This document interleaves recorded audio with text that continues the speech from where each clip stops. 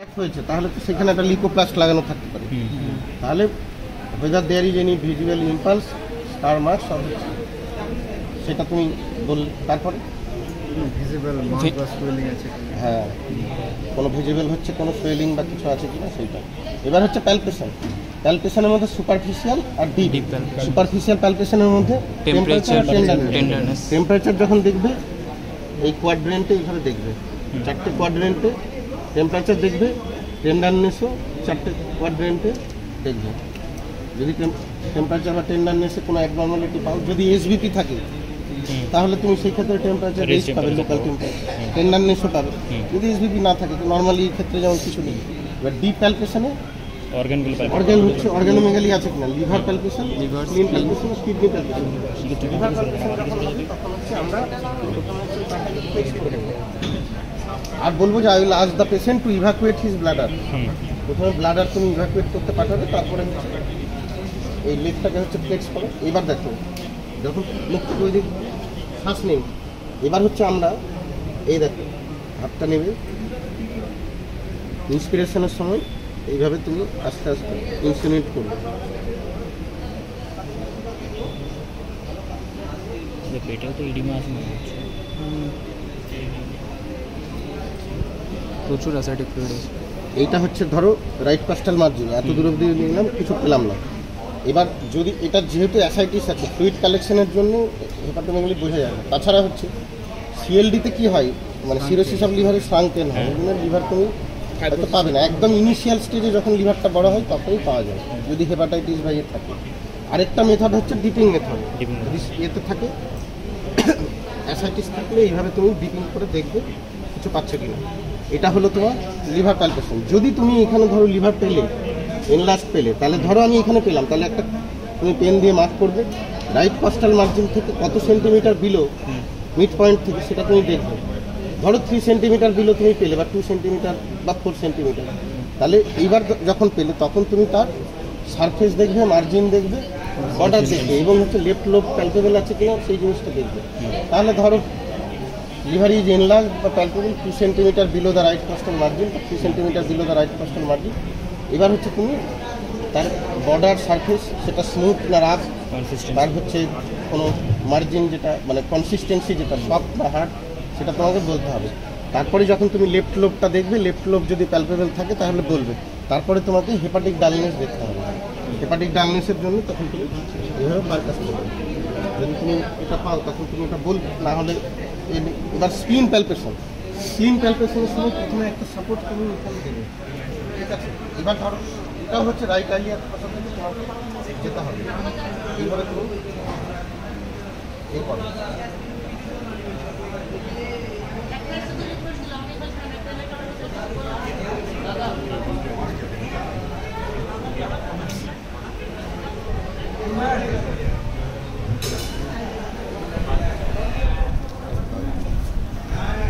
যদি তুমি এটা হচ্ছে ক্লাসিক্যাল মেথড স্প্লিন প্যালপেশনের। যদি এইভাবে আমরা না পাই তাহলে এরপরের যে মেথড সেটা হচ্ছে হুকিং মেথড।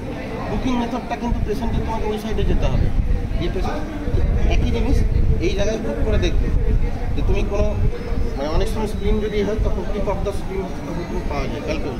ওখানে কিন্তু শুধু জাস্ট প্যালপেবল এটাই বলতে পারবে, সেখানে কিন্তু মার্জিন বর্ডার এগুলো বলতে পারবে। এইখান থেকে যদি তুমি পাও তখন তুমি যেমন একই রকম কনসিস্টেন্সি, সারফেস, মার্জিন এগুলো তুমি বলবে। এটা ছাড়া আরেকটা মেথড আছে ড্রপ স্পেস পারকাশন।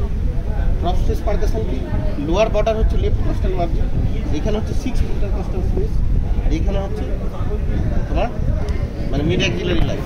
এইখানে যদি তুমি এই দেখো ডাল আছে, তার মানে স্প্লিনটা জাস্ট এ আছে। তো এই জিনিসটা ক্রস স্পেসের কিন্তু বাউন্ডারিটা পড়ে রাখবে। এটা ফার্স্ট ইয়ারে পড়েছিল, এখানে কিন্তু আবার স্প্লিন পারকাশনের ক্ষেত্রে কিন্তু লাগবে। আরও দুটো মেথড আছে, ওগুলো পড়ে রাখতে পারো বা জেনে রাখতে পারো, ক্যাস্ট্রেল এবং নিক্সন মেথড। খুব ভালো বললে তখন ওটা জিজ্ঞেস করো, মিড অ্যাক্সিলারি লাইন দিয়ে যেতে হয়, এমনি কেউ দেখাতে বলবে না, লাগবেও না। এটা হলো স্প্লিন প্যালপেশন। আরেকটা হচ্ছে কিডনি প্যালপেশন, কি বাই ম্যানুয়াল যেটা মেথড সেইটা, ঠিক আছে?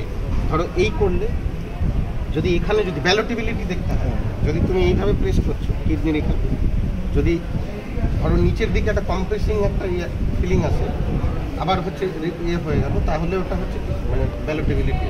তো এই ক্ষেত্রে তুমি কিডনি পাবে না। সেটাই এই তিনটে হচ্ছে অর্গান এক্সামিনেশন। তারপরে হচ্ছে ফ্লুইড থ্রিল দেখতে হবে।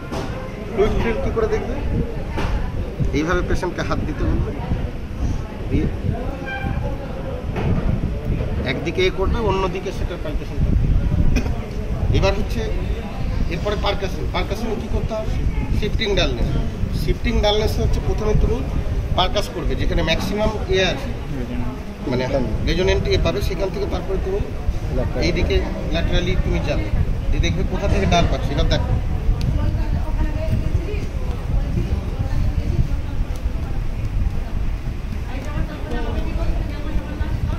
এটা মোটামুটি হলো। এবার দেখো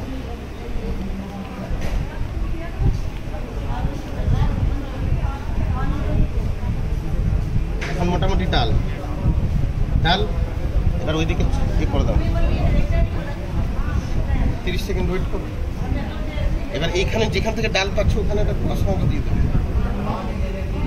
এবার দেখো এটা টিম্প্যানিক পাওয়া যাচ্ছে, বুঝতে পারলে? তাহলে যেই জায়গাটাতে প্রথমে ডাল পাওয়া যাচ্ছে, যখন তুমি শিফট করছো এই ফ্লুইডটা তখন নিচের দিকে চলে যাবে। তাহলে এখান থেকে এটা পুরো টিম্প্যানিক পাওয়া যাবে। এটাই হচ্ছে শিফটিং ডালনেস। শিফটিং ডালনেস থাকা মানে অ্যাসাইটিস আছে। ফ্লুইড থ্রিল আর একটু বেশি, যখন মডারেট একটু সিভিয়ার ইয়ে হয় তখন পাওয়া যাবে।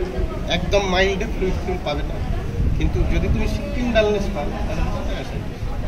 তাহলে এই হয়ে গেল তোমার মানে পারকাশন। এবার অস্কালপেশন এখানে যে ম্যাক্সিমাম রেজোনেন্টটা পেলাম বুঝতে পারছি। এবার দেখ তুমি এটা নিজে যেখানে তোমার ভালো বুঝতে পারবে ম্যাক্সিমাম, এইখানে যেমন আওয়াজটা আছে, তারপরে আস্তে আস্তে এগুলোতেও বোঝা যাচ্ছে। তুমি এইখান থেকেও করতে পারো, মোটামুটি মিড লাইন বরাবরই মিড লাইন ই করে আসবে, দিয়ে তারপরে এটা হচ্ছে শিফটিং লাইন। অস্কালপেশনে জিআই সিস্টেমে কী দেখতে হবে? যদি হেপাটিক 2 থাকে তাহলে হেপাটিক 2 দেখতে হবে। এগুলো এই মানে কার্ডিও জেনারেল তবেই পাবে, এমনি পাওয়া যায় না। এই হচ্ছে অস্কালপেশন। বাকি এবার অন্য সিস্টেমের এক্সামিনেশন যেরকম কিছু যদি থাকে তাহলে সেটা বলবে, যদি না থাকে তাহলে বলবে না থাকে সেটা। এই হচ্ছে এবার এর ডায়াগনোসিস কী হবে? ডায়াগনোসিসের সময় কীভাবে বলবে? ধরো এটা একটা ক্রনিক লিভার ডিজিজ পেয়ে গেছো, পোর্টাল হাইপারটেনশন বলবে না স্প্লিনোমেগালি থাকলে অ্যাসাইটিস আছে তো। What are the features of portal hypertension? Splenomegaly, oesophageal varies. তাহলে যেহেতু এটা আছে তাহলে এটা হয়ে গেল। এবার এই অ্যাসাইটিস যেটা আছে সেটা তো মানে পেডালিডিমা আছে কমে গেল উইথ মেডিকেশন, তাহলে ডিকম্পেনসেটেড। তাহলে this is a case of chronic liver disease. তারপরে with portal hypertension without hepatic encephalopathy, without any features of hepatic encephalopathy, এটা তুমি বলবে। আর ইটিওলজি হচ্ছে অ্যালকোহল, ঠিক আছে? এটা হচ্ছে তোমার ডায়াগনোসিস। হেপাটিক এনকেফালোপ্যাথি আছে কি নেই এটা ডায়াগনোসিসে বলতে হবে। এই পেশেন্টের যেমন নেই সেটা বলে দেবে, ঠিক আছে? স্যার যে ডায়াগনোসিসটা বলা হবে ওটায় অ্যালকোহল মেনশন করতে হবে না জিজ্ঞেস করলে? না, তুমি ইটিওলজি যেখানে জানো সেখানে বলবে না কেন? আরও তো হতে পারে, অ্যাসাইটিস তো ইনফেক্টিভ কারণেও হতে পারে। তুমি তো এখানে একটা অ্যালকোহলটাকে ইয়ে করছো, ক্রনিক লিভার ডিজিজ বলছো, আর এটাই হচ্ছে most common. What are the causes of chronic liver disease? NASH, ফার্স্টে অ্যালকোহলিক, তারপরে ন্যাশ, তারপরে viral hepatitis, drug and toxin, chronic hepatitis যেগুলো বিসি, তারপরে hemochromatosis, primary biliary cholangitis, hemochromatosis, good. তারপরে স্যার কোনো অটোইমিউন দিকে ভ্যারাইটিস থাকলে কোথায় আছে? পেশেন্টটাতে অ্যাসাইটিস